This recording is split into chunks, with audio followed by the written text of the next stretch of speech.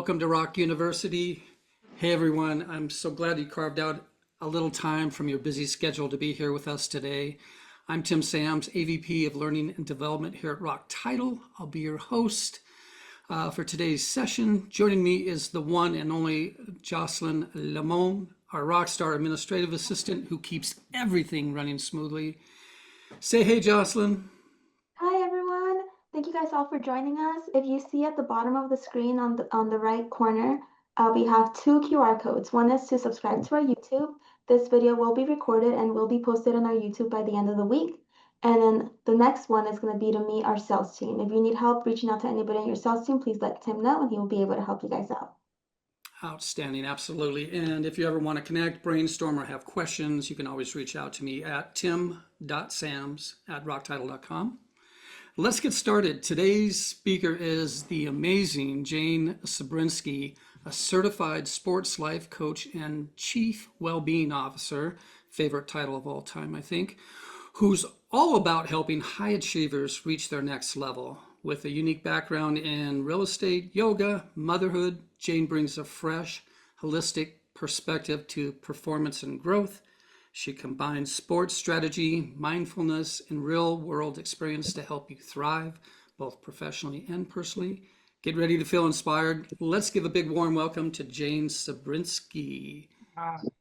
Tim, thank you so much. And team, thanks for having me back. I really appreciate it. I do see a couple of familiar names. And team, I just really want to invite you. I know that some of you might be driving or doing a few other things, but I would love for you to be able to be on camera because I believe really in this being an interactive conversation as well as training, but we all have so much life experience to share with one another. So I'd love for us to be able to see your faces, and I'm going to invite you to participate full out. And here we go. So today's workout is really about our energy as equity. And if you think about it for just a moment, we are energy beings. And it's the energy that we bring to every situation that really can make an impact on our lives in every dimension, personally, professionally, and philanthropically. And burnout is one aspect of energy that we all may or may not have experienced.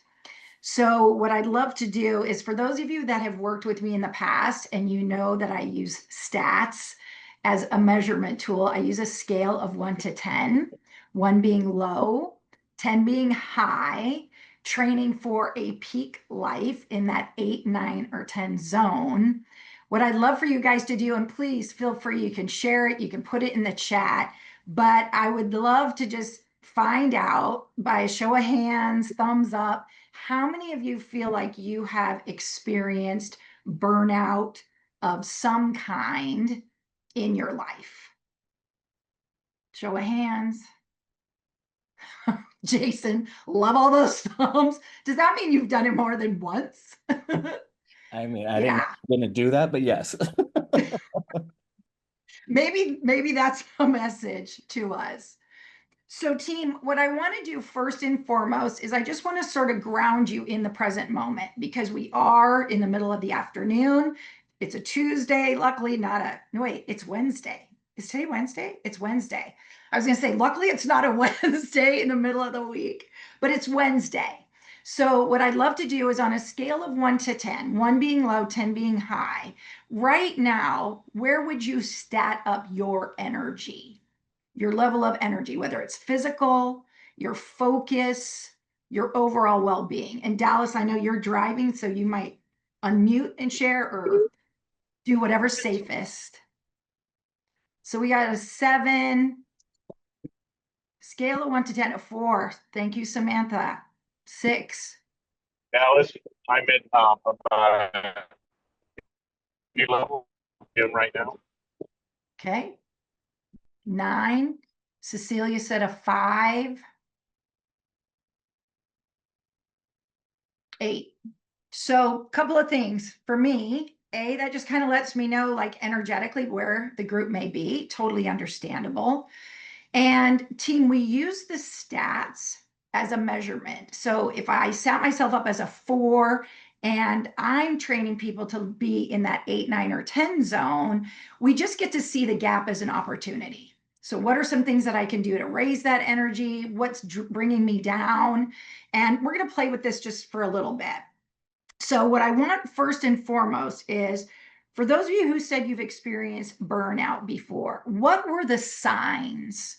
What were some of the symptoms that you experienced? And again, if you're not in a position to show and be with us verbally, go ahead, write it in the chat. Procrastination, huge, right? What were some of the physical signs, the mental signs that you might be in a state of burnout? Sleepless,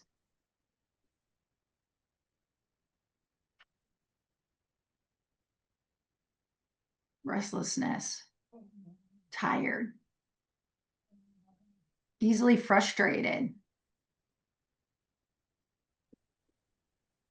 lack of interest. Yeah, so many.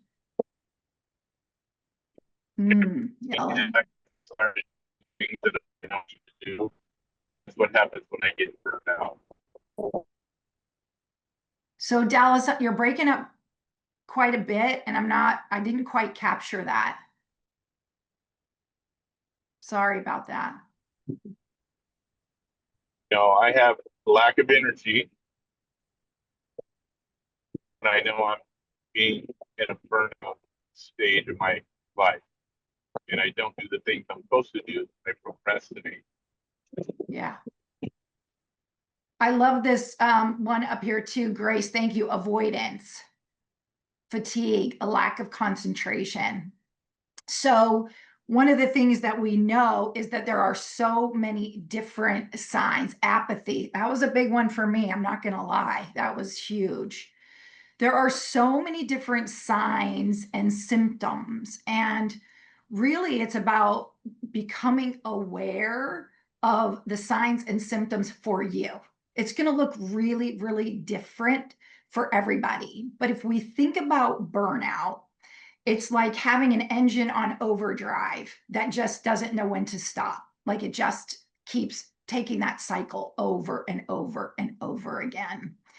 And today I want to talk specifically, there's a lot of different aspects of burnout that we can explore and develop skills around. But today I want to talk specifically about setting boundaries and the power of no.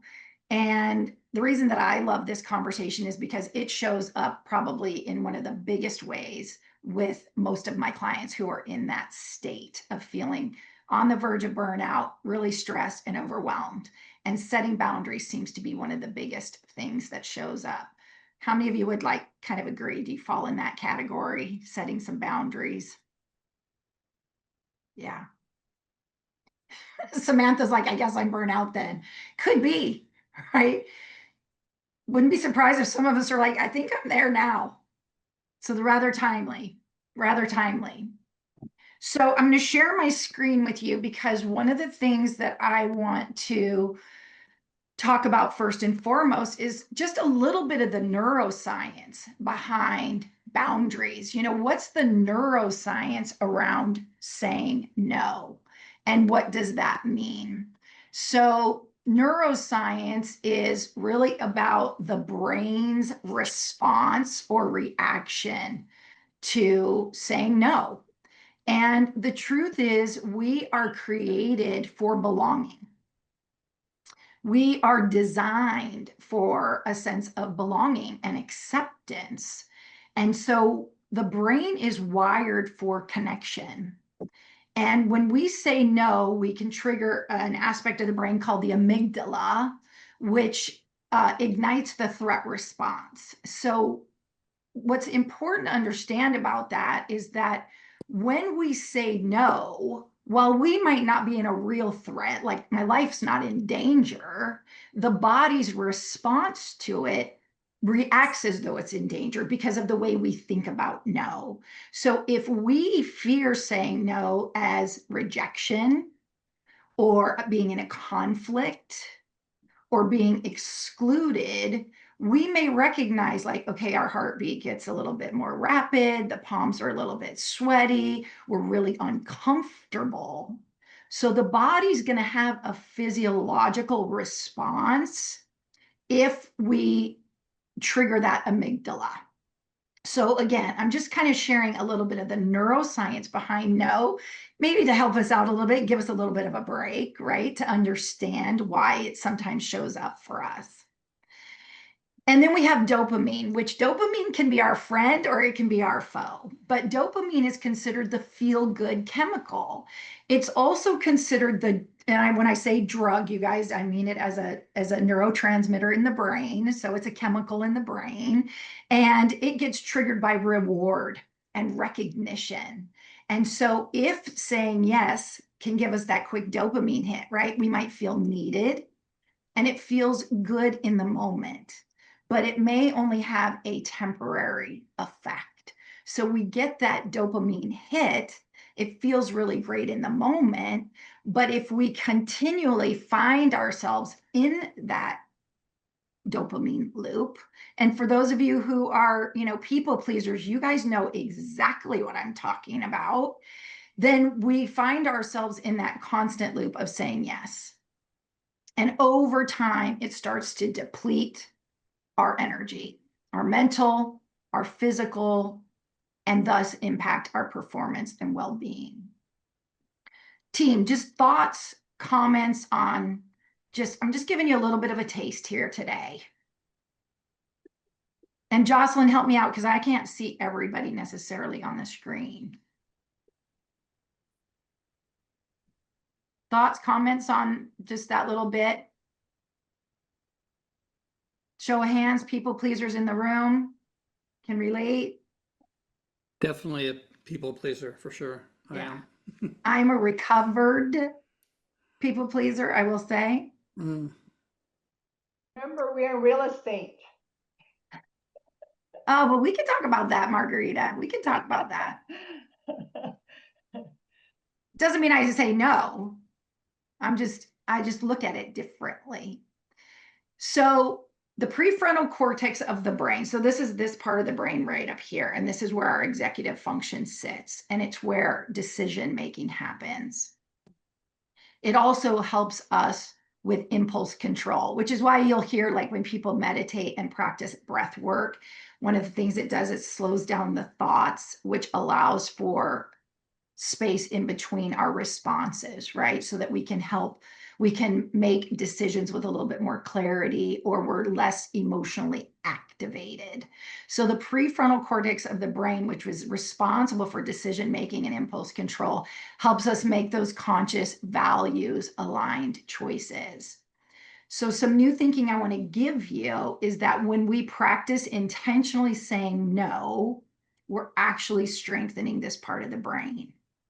So if we think about it like a muscle, it needs practice. It needs repetition. So if we're in a constant state of saying yes, and we notice that we're doing it at the expense of our well-being, our physical and mental energy, I just want to get you to play around with by practicing saying no, we're activating this part of the brain, the prefrontal cortex part of the brain. And so think about that as self-care, self-leadership. Now, if we've been getting a lot of reps around yes, practicing no is going to feel uncomfortable. It's going to feel like working a new muscle. And so it might not come as easily to us. So we have to think about the fact that, okay, there's going to be some discomfort around it. It might not be that easy to say no. Thoughts, comments on that, team? I just find it amazing how the brain works. Me too. I'm a neuro nerd. Yeah. So when we say yes, when we want to say no over and over and over again, it can lead to the overwhelm, the stress, and that can produce cortisol at a high level in the body. Now, I don't know how many of you raise your hand if you've ever heard of cortisol. What is it? Cortisol is another neurotransmitter in the brain. I mean, it's another transmitting chemical in the body. What's very important is we need cortisol. We absolutely need it, but too much of it is not a good thing. And, cortisol gets kind of a bad rap because it's considered the stress hormone. It has the ability to suppress our immune system. They call it the heart attack drug, which I don't really like, but, that's what might be the result of some chronic stress. So we really want to be, now, obviously, we're not in our bodies to know what level of cortisol is in our body and what level is good for us, but we can start to begin to play around with the idea that if we feel like we're in this fight or flight response aspect of the body, if we feel in a threatened state or we feel a strong sense of overwhelm, odds are we're going to have raised levels of cortisol in the body. So we want to think about like, all right, is cortisol getting too much playing time?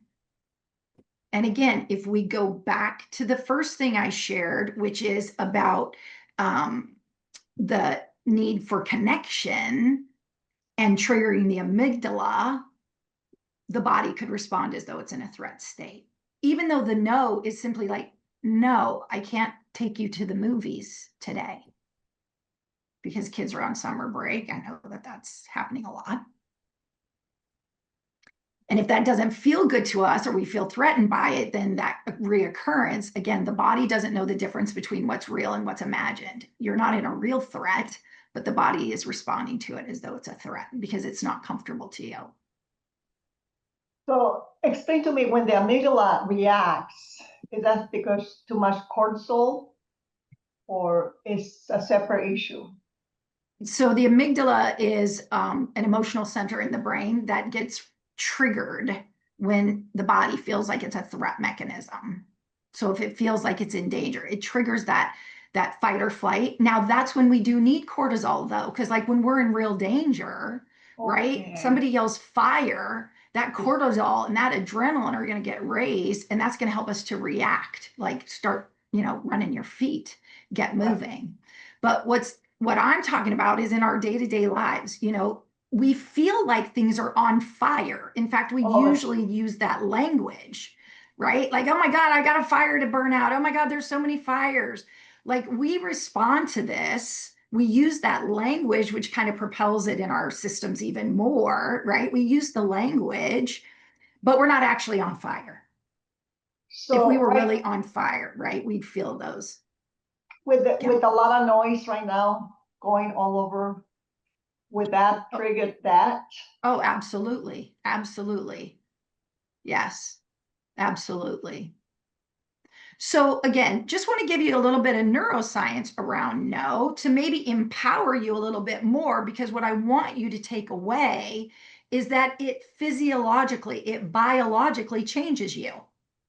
So when we think about the power of no versus no power, which we'll talk about in a minute, I want you to see it as empower. All right, so I train people in transformational change. And one of the things we know about change is that we need three things. We need new hope. We need hope that the change can happen. We need hope that the change I want to go for can happen. So it comes in the form of a relationship, a community. We also need new skills. So if you think about like being on that hamster wheel, we talk about what the definition of insanity is: doing the same thing over and over again, but expecting a different result. So we've got to practice some new skills. And then we need some new thinking.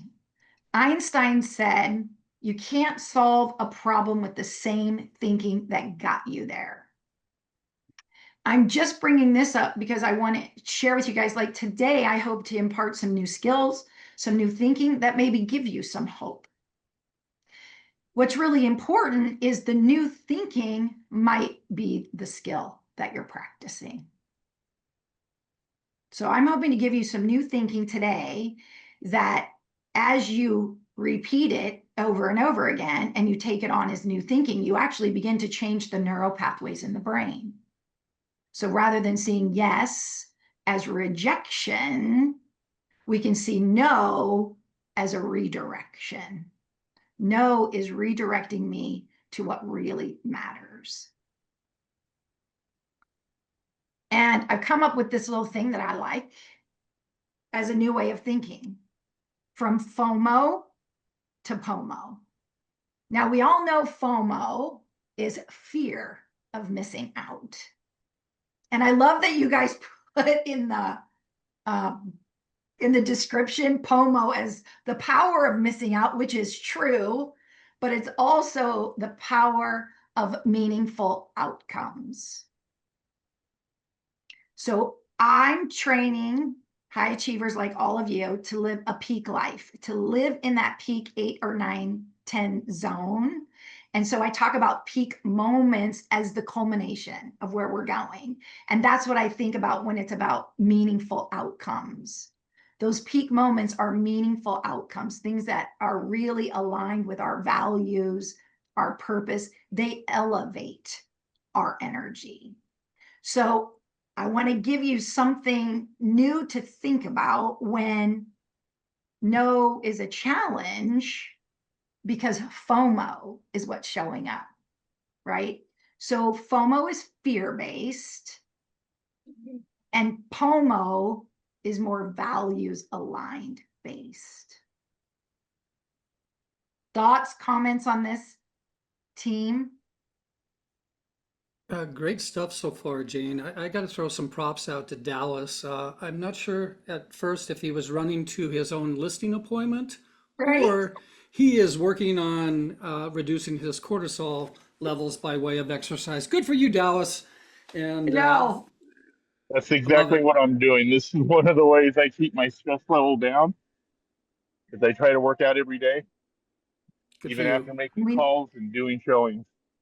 Yeah, I love it. I love it. Did I turn off my So, video?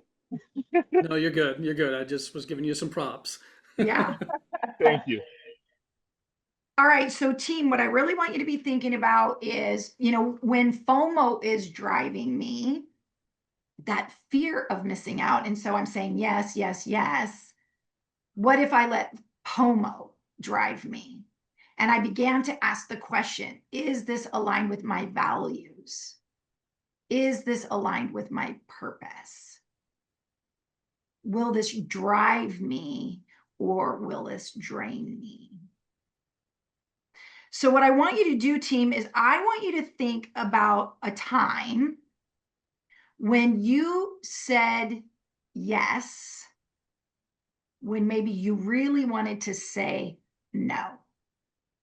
Maybe it was a yes to a client that you felt in your gut like that's a no, yes to an event, yes to something, and it drained you. So something you said yes to that drained you.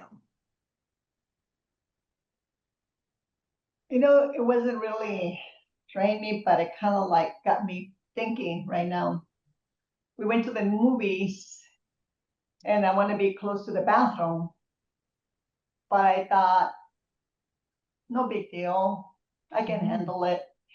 But I really wanted to be close to the bathroom, right? So I said, I'm not going to make a fuss. And then they came and like, shoot, I should just say, why don't we be close to the bathroom? I went 2 times and like, why? And it's like, isn't that we do over and over again? It was just simple, can we just be close to the bathroom? Right. Yeah, Absolutely. You don't want to make any big waves because it's not a big deal. But later I understood it was a big deal because I didn't want to pass by everybody on the front every time I went to the bathroom. Mm-hmm. So, it's just such a small thing, but we kind of like step on ourselves, I guess, Well, thank you very much. Yeah, because the person who's impacted the most by it is you. Right. And team, that's why I started out the conversation with energy is our equity.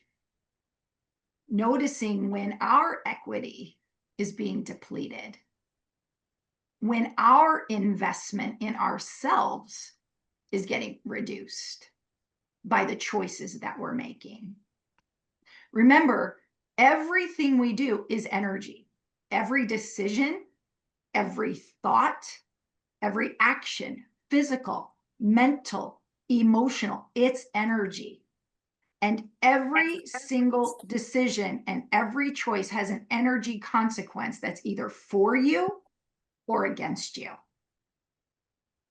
Every single one. And so when we really think about performance, it's not just your professional performance, but it's your performance at home, whether you're a parent, you're a sibling, you're a caretaker, you're, whatever roles you have, personally, professionally, in all aspects of our life. What version of us, what energetic version of us are we bringing to those moments?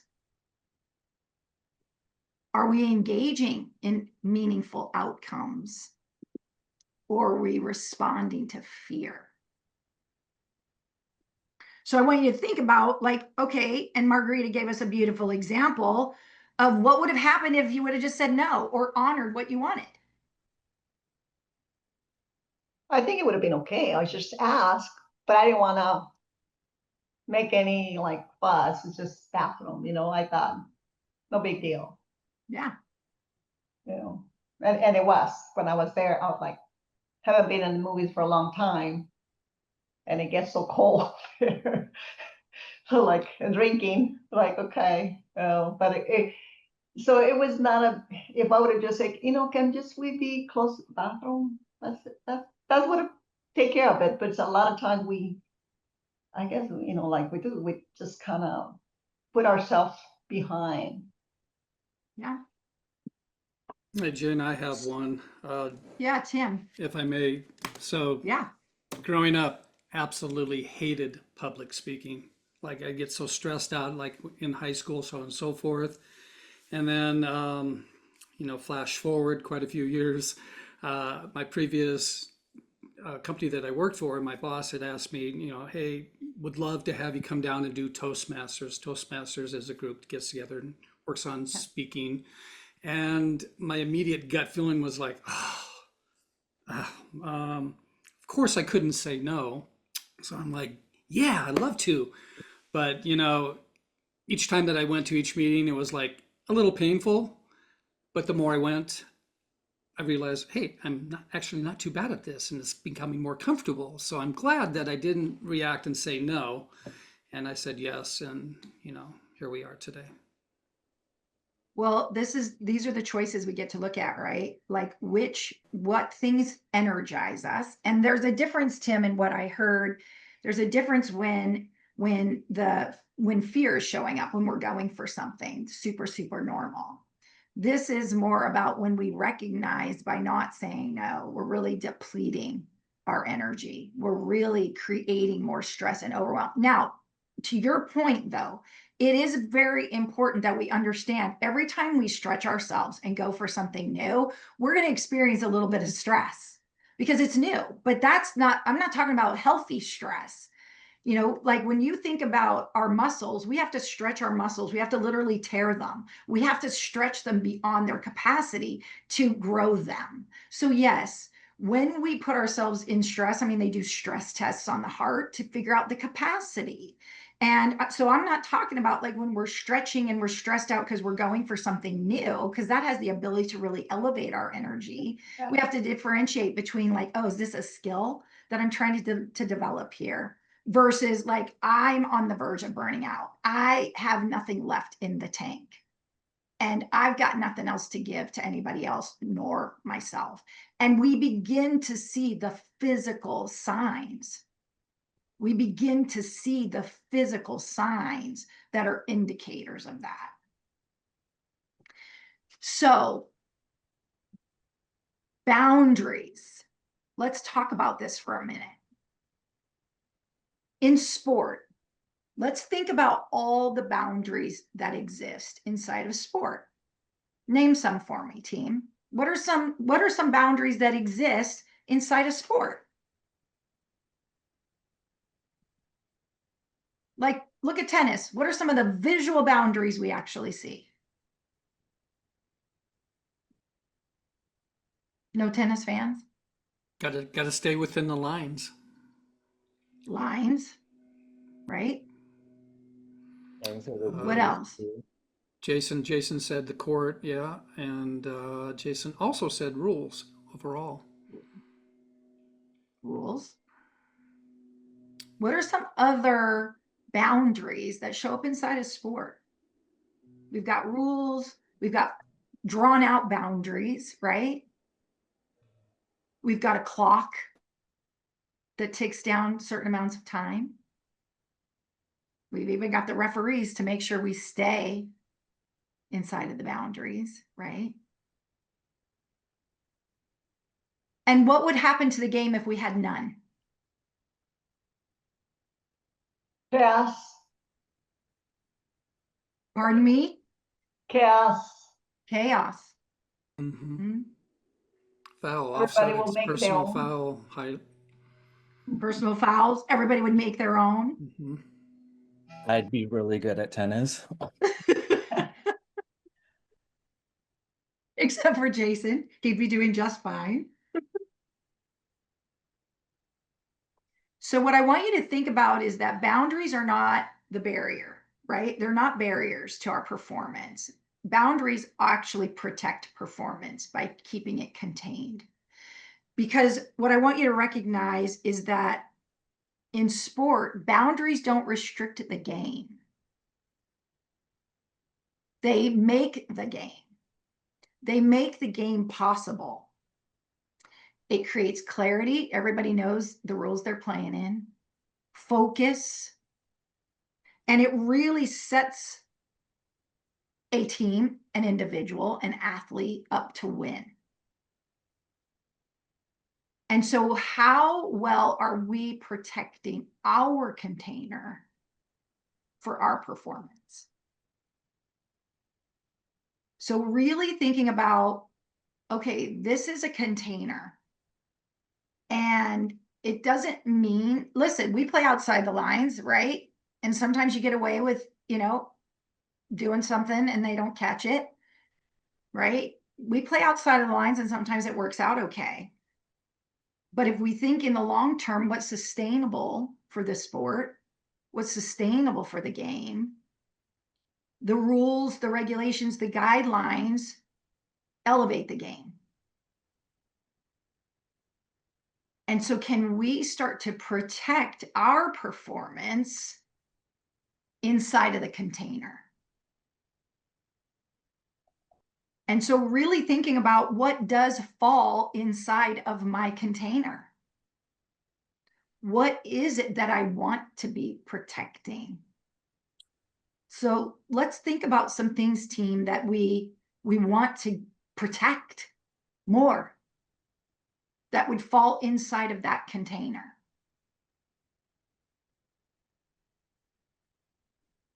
I mean, we're talking about energy as one thing, right? Protecting our energy.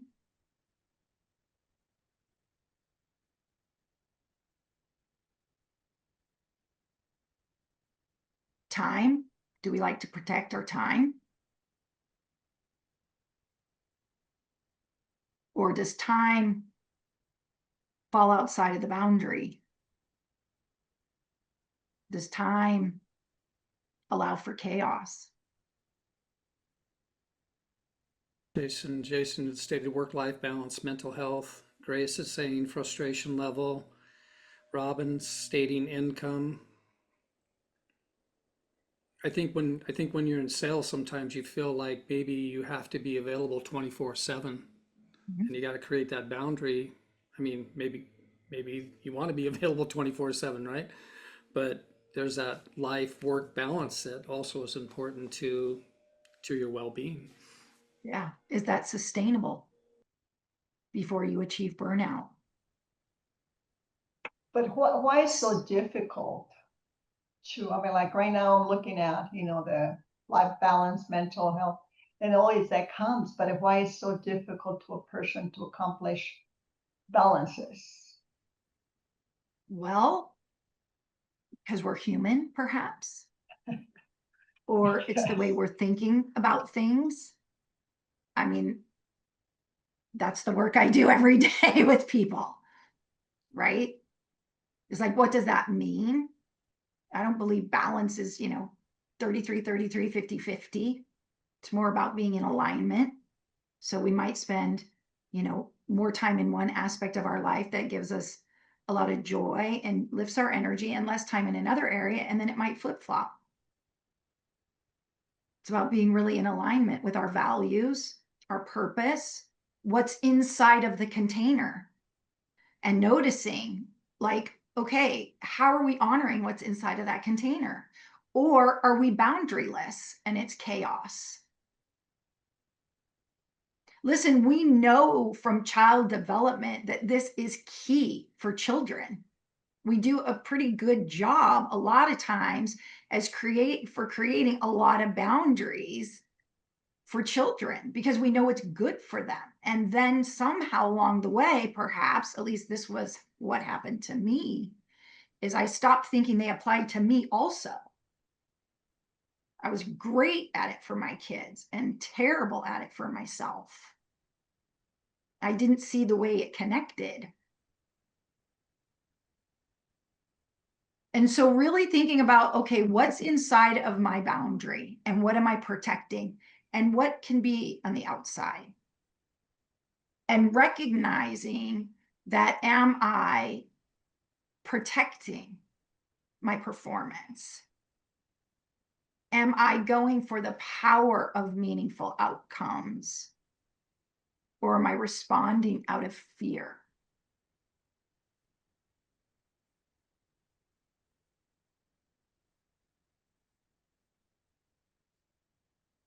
So I want you to think about, what's one powerful boundary that maybe you could start to protect a little bit more?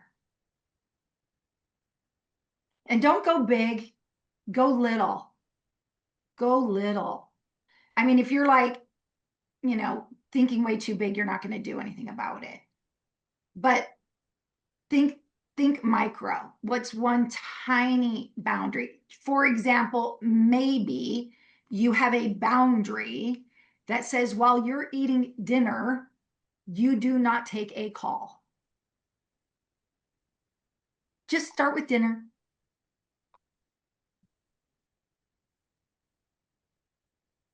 Or maybe you have a boundary that says, the first 30 minutes when I wake up, I'm not going to look at my phone.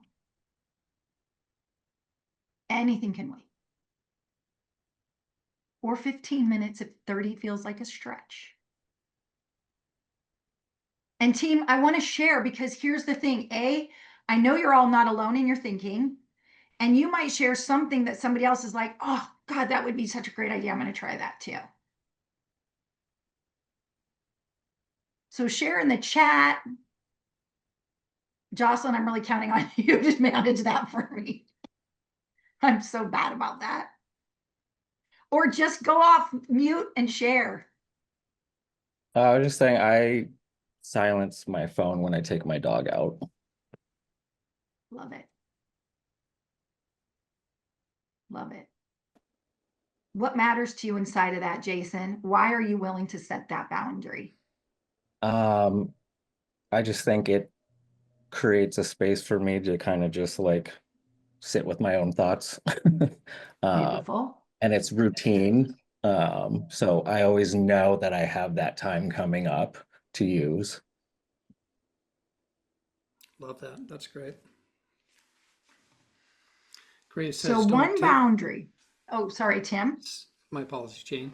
Grace had stated, don't take calls after a certain time in the evening. Jocelyn states she sometimes leaves she used to leave her work phone downstairs when she went to bed. Love it. Great practices. So I want you guys to think about perhaps a new boundary, an additional boundary that would help to elevate. Some of you had stats that were low, 4s, 6s. I want you to think about one boundary that if you were to practice it might raise that stat just by one, not from a 4 to a 10, but from a 4 to a 5. Not from a 6 to a 10, but from a 6 to a 7. So thinking about your stat and what's one thing you might do to just raise it.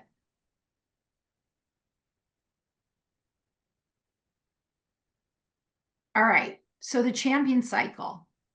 Thinking first and foremost that energy is your equity. We're going to do another training on rituals and routines, Jason, because that definitely impacts our energy and emotions. So energy is your equity. The new thinking is prioritizing POMO over FOMO. The power of meaningful outcomes, prioritizing what is in alignment with your values, your purpose, versus the fear of missing out. Thinking about boundaries, not as barriers, but actually as protectors of your performance. And Margarita, to your point, it's going to take courage over comfort if we want to start practicing saying no. If we've been saying yes, or if we've been saying yes to a person over and over and over again, know that the first time you say no might be you saying yes to you. Because remember, inside of every no is a yes to something. So Jason, you're saying no to the phone while you walk the dog so you can say yes to time for you to process and think and just be. So really recognizing that developing that skill, again, develops the muscle, the prefrontal cortex of the brain, where all of our executive function happens, our decision making, our clarity, our focus occurs. We got to work this muscle. And then seeing the power of no for POMO. I'm big on, acronyms, alliterations. That's the way my brain likes to train because they're easy to remember. And the more POMO we practice, the power of meaningful outcomes, the more we're living a peak life. We're cultivating those peak moments. We're raising our stats. And I know some of that language is foreign to you guys who weren't with me before. I've got a quick question, Jane, if I may. Yeah. I'm curious for the group, before you go into like a listing appointment, is there like a mindset, or is there something that you might practice prior to getting out of your car or prior to leaving for that appointment? Is there something that you do that has become routine? Would love to hear.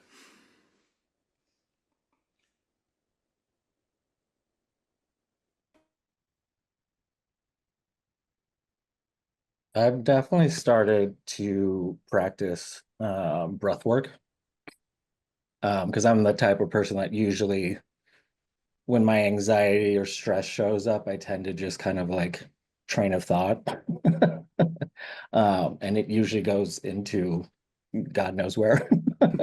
So just taking that beat and kind of like slowing down my breath really helps me to kind of like de-stress and get ready. Nice. We know that what the breath does, team, is it moves us into the parasympathetic part of the central nervous system. So it takes us out of that fight or flight. And again, I'm using that term, although we know we're not really in like danger, right? But going and making a listing call can feel like danger in the body. It's performance time. It doesn't mean it's a bad thing. It's just like, okay, I really want this, or I'm going to go for this, or this is my second call with them. All those things that might show up in the body. And so we shift into the parasympathetic part of the nervous system, which is that rest and regulation component. And the breath really is powerful in helping us to do that. And it also, to Jason's point, it's like take a beat. It's a pause. A pause before we respond, a pause before we react. It helps to regulate our emotions, and emotions are energy in motion. Emotions are energy in motion. I could geek out on this stuff all day long. All right, so team, what's one courageous no you want to start to practice? What's one courageous no you want to start to practice? Because when you train with me, I'm sorry, you make a commitment to practice something. That's how we develop skills. We got to get the reps in. So think in terms of like, okay, what's my next courageous no? Who might it be to? What might it be for? What might it be around? And I want you to think in terms of, okay, then what am I saying yes to? If I take this courageous step for no, what equally courageous step am I taking as a yes? And this shows a lot, no offense to any of the men here, but this shows up a lot when I work with high achieving professional moms. Saying yes to ourselves versus thinking it's selfish. And so by saying no, what will you protect? And by the way, I'm not saying men don't experience that. I just happen to be a woman and a mom. So I'm going based on my experience as well. So by saying no, what will you protect? Will you protect a value? We protect our integrity a lot of times and our work. Beautiful. Beautiful. Glad you jumped off that bike or treadmill, Dallas. Now I'm doing abs, or sort of. Are you? Hopefully you're planking on a ball or something. I And just then think, yeah, Margarita. I just Yeah, think protecting planking. our, what, Dallas? Anyway, what I was just thinking is protecting our being, just our mentally health, our inner body. You know, it's just, to me, it's just the whole thing. I mean, when you look at energy, focus, family, value, you know, if we protect ourselves, we can protect family, our values and everything. But I think it comes home to protect Beautiful. our inner, respecting our own values ourselves first. Yeah. Yes. I mean, we hear a lot about the, putting the oxygen mask on yourself first. And it's really true because, in a flight situation, if you don't put it on you and you're passed out, then how good are you to the other people? And so team, I really am sharing this with you from a peak performance perspective. See, this is not about being selfish. It's not about being lazy. It's not about any of those things. It's actually in the name of performance. It's in the name of being fully engaged in life. And then I just want you to think for a second on a scale of 1 to 10, how committed are you to practicing it? If the stat's really low, the odds that you'll practice it are not very high. So I'm just throwing that out there to think about. If it's a 10 for you and you want to really be committed to it, you'll practice it. But you got to think about then, what am I saying yes to? And is that of value to me? What is the worth? So anybody want to share a courageous no?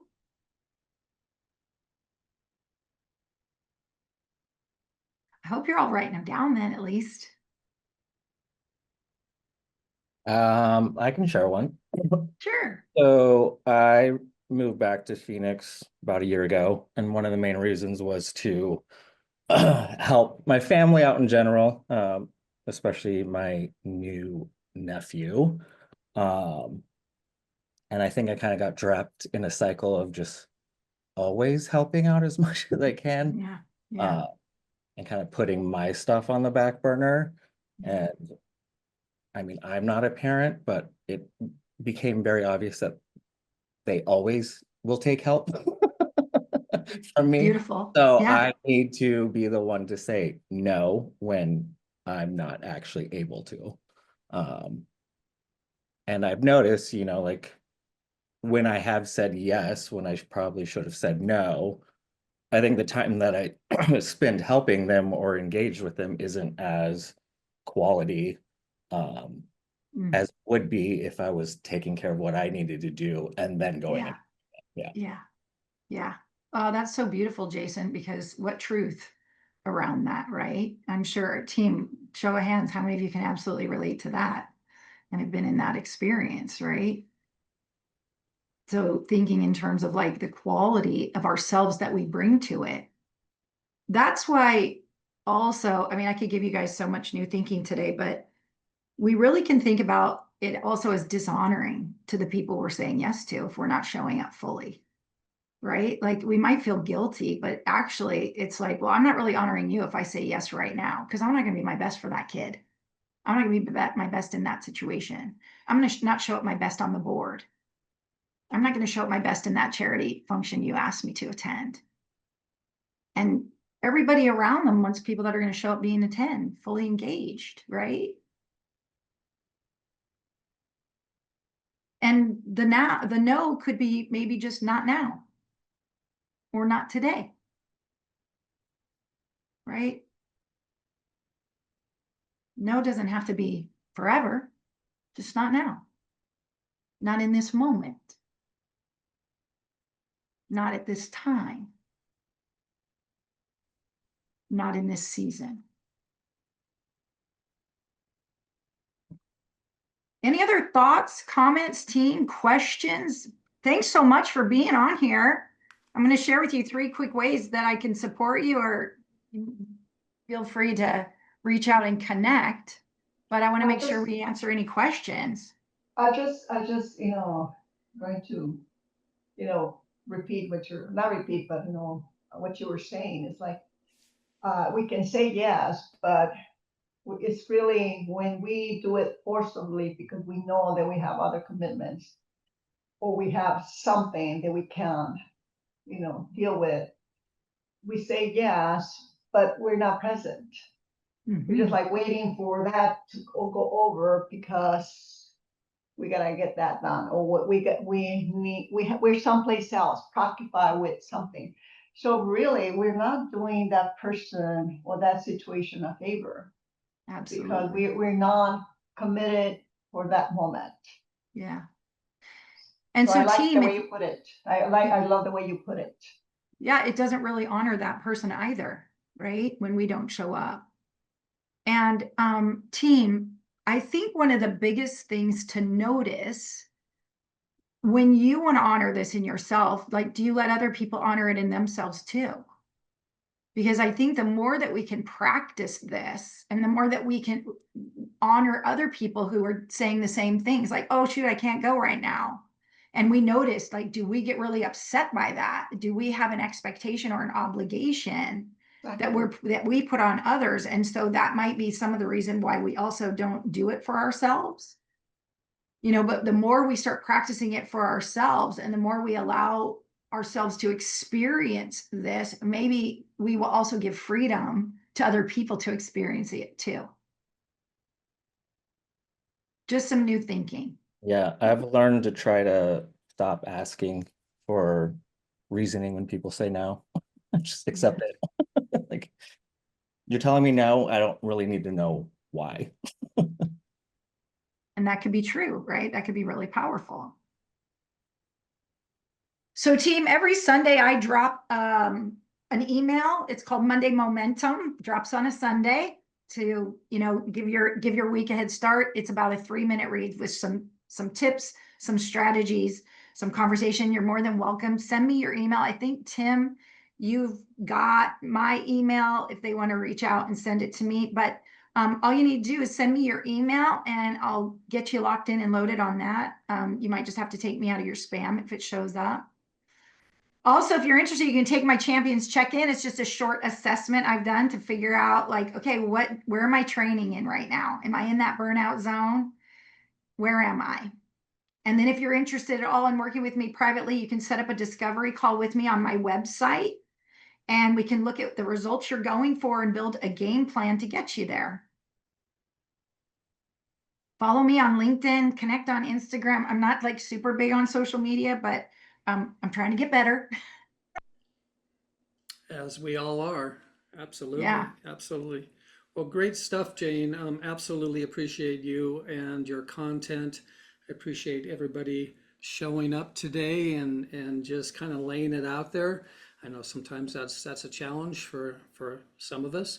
But that said, you know, if you found some value in today's presentation and you're not using Rock Title or Rock Title Agency, write us in on your next transaction. You won't be disappointed. We'd love an opportunity to obviously earn a portion of your business. If you don't know who your rep is or who your escrow officer is, you can reach out to me and we'll get you some answers.